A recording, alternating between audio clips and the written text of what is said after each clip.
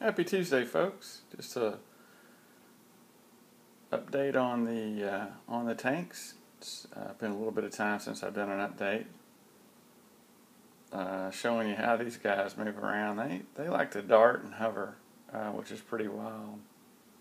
And they have some pretty quick speed, but they really like to just sit still and hover in the tank, which is pretty funny to watch.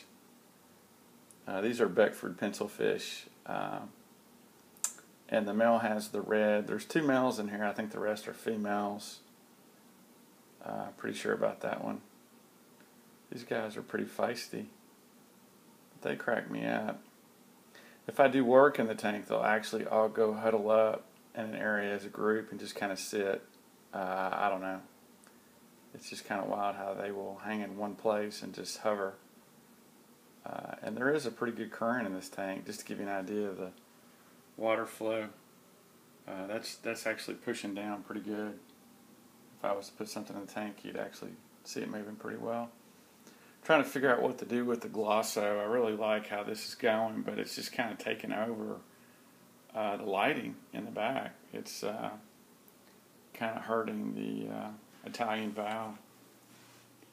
You can see I pushed it back here to give it some light for the Italian valve, but then it kind of makes it dark in the front. And then if I give you an idea, but I mean this is growing really well, but I think I need to move this just a little to the front, like so. So that really changes the tank. And then you can see how much brighter it looks now in the front. And then you have these shadows in the back. You can just see there's quite a shadow from this island of Glosso. And there's Riccia on top of this post. Well, I'll show you. You can hardly see it, but that post right there has some Riccia that got stuck on it, and then just a piece of Glosso got into that, and then it rooted, and then it just turned into a small island. And it's just pretty amazing how high up this is. This is, give you an idea, there's my hand in the water, so I don't know. It's, I'm trying to figure out what to do with that. I'm probably just going to use it and transplant it in the 120 is the plan. And then just use that as a way to rapidly promote Glosso plugs to get the Glosso growing over in the corner. I'll show you guys here in a minute, but there's a crystal red. That's a pretty shrimp. But this tank's doing well. You get an idea of all the growth going on. I've put some algae, and these Beckford pencilfish are just fun to watch. They'll just sit there and hover for a little bit. Then the male will come over, and I don't quite understand their behavior, but it's pretty funny to watch.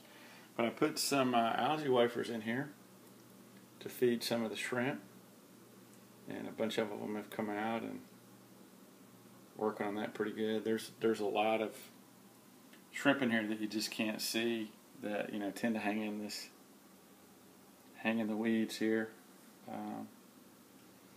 But I think I figured out the shrimp that the snail problem that I have is a snail population issue with these snails that burrow in your gravel. And I'm not a big fan of them. And, I'm sure they're probably good to have. I just not a big fan of them. So I really don't want any snails in this tank. That's just me. Alright, but over to the 120. So as you can see, well, first let me show you a plant that's rolling. This plant's kind of struggling.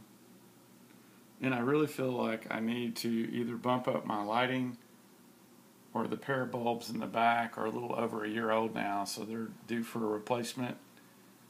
There's just no room in the budget right now for me to buy bulbs with the kids starting school and everything. But anyway, the lace plant, I did want to show you guys this. I moved this lace plant where it was getting more water flow, You can watch these X-ray tetras. They really enjoy schooling in that water flow. It's kind of fun to watch them play around. But back on track here, the lace plant, I've got new growth right here, this leaf, which is great. That's a great sign. That's the shoot that you guys saw earlier. I think it's even in the last video I pointed out, it's starting to grow. And then I've got 2 leaves right here. There's one. There's another one right down over there. So 3 new leaves on the lace plant, and I think it'll just continue to grow and root and do well. It's just the oddest thing. If you guys remember the water sprite that was just totally taking over this corner, it just hasn't been doing well. So I don't know really what's going on here.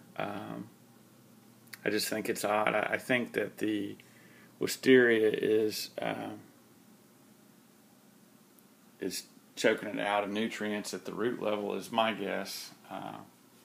And it's funny because I always wondered why this wisteria wasn't doing well, and it turns out it wasn't really rooted. So once I put the roots down into the organic dirt, it just started booming. But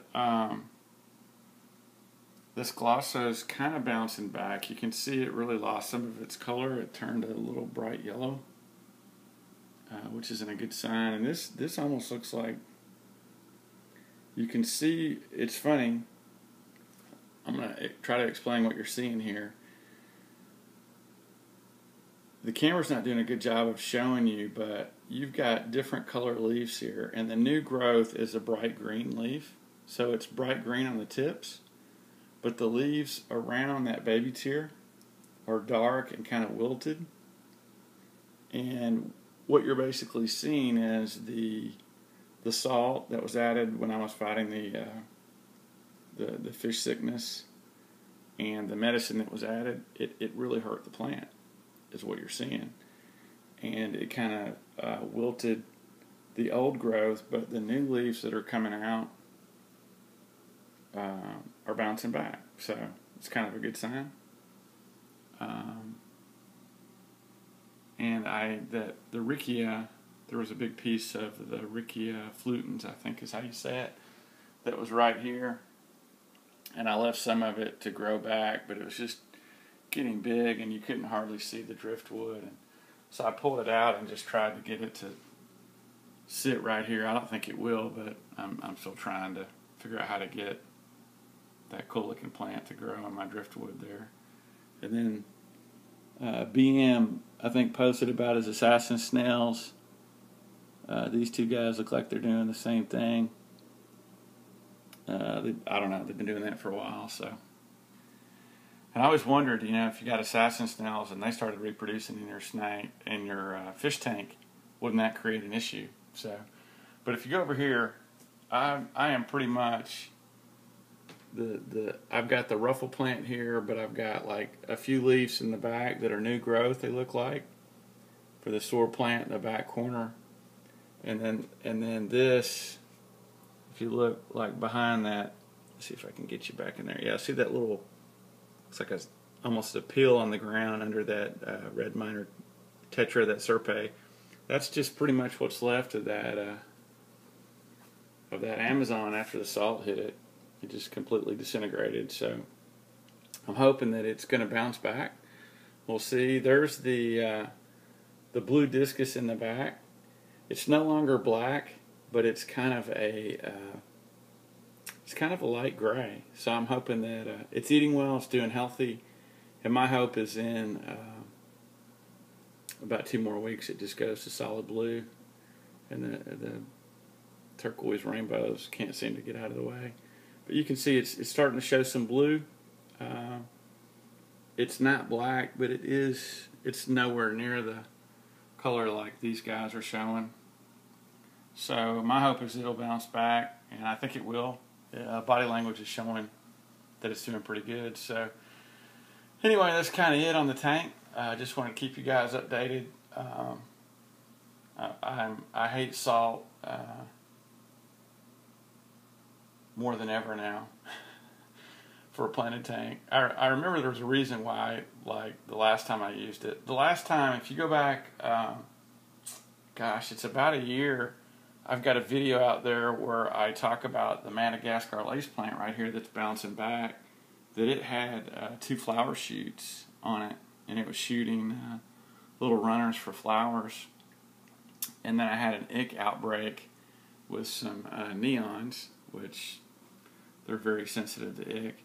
But anyway, I add a little bit of salt in that and bumped up the temperature to try to help correct that issue, and it lost the flower shoots, so that was kind of a bummer. But you know, you live and learn. One of the other things I'm doing, I was running this tank pretty warm at about 84 for the discus. These are Asian discus. They're a lot hardier. So I bumped the temperature down. I'm running at about 82. I'm at 82.4 while I'm making this video. But when I bumped my temperature down, I think it helped my plants more. The lace plant seemed to be a lot happier. I don't think it likes the 84 degree temps. The other thing too is it also helps the cooler your water, the more oxygen you can get in it. And the plants give oxygen out during photosynthesis, but they will suck it in at night, if I'm not mistaken. So anyway, so it's all good. That Anubias is going nuts. I may try to figure out how to trim some of that. I don't know. But all is well, and fish seem happy. So it's funny, I don't think my tank looks near as overcrowded now that I've got 2 of my sword plants with that are missing from the corner. There's a huge gap over there, but I'm hoping they'll bounce back. We'll see.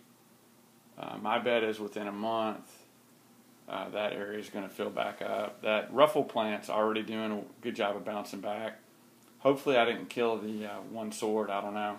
If I did, I may just slide this big one over in the corner and then give these plants right here more room to go to the left. Yeah, maybe even move the wisteria, pull it out and move it to the other side over here, and then try to give the water sprite a chance to fill that corner again. I missed the water sprite. I gotta admit, the water sprite when it went to the top, and water sprite I think is a great plant that helps. Water sprite tends to get its nutrients more from the water than from the roots, and I think they're great to have in a planting tank to help soak up the bad stuff, if that makes sense. But anyway, hey, I didn't mean to ramble for so long, but hope you guys enjoyed this update. Welcome all new subscribers. You guys feel free to ask me any questions, and happy Tuesday. I'm probably going to take some of that Glosso. Next video, what you'll probably see is you'll see some of this Glosso and plugs in here. You'll see some of this dwarf baby tier kind of trimmed down to help it promote new growth. And I think I may be moving that sword. I don't really care to see my heater in the back corner and that FX5 return plumbing. I don't care to see that. So it's probably what I'm going to do. And it's just funny how it works. But always something to focus on. Moral of the story: if you add medicine to your tank, or if you add salt to your tank, you're gonna have some plant damage. But you know, I managed to save some fish, and had I not done what I done, this guy right here wouldn't be around, and it was worth it. So it's good to see him, and his girlfriend's in here somewhere. She's looking just as good. But you can see they've healed up really nice, and just part of it, part of the hobby. Hey, you guys have a good one. Happy Tuesday, and feel free to ask questions. Let me know what you guys want to see next on the video. I'm thinking on my next video, I'm going to talk about how you figure out what kind of fish will go well on a community tank, and how to deal with aggression and stuff like that. Just tips. See what you guys think. Let me know if you think that's a good one or not, or if I would just end up being Captain Obvious. Anyway, you guys take care. See you.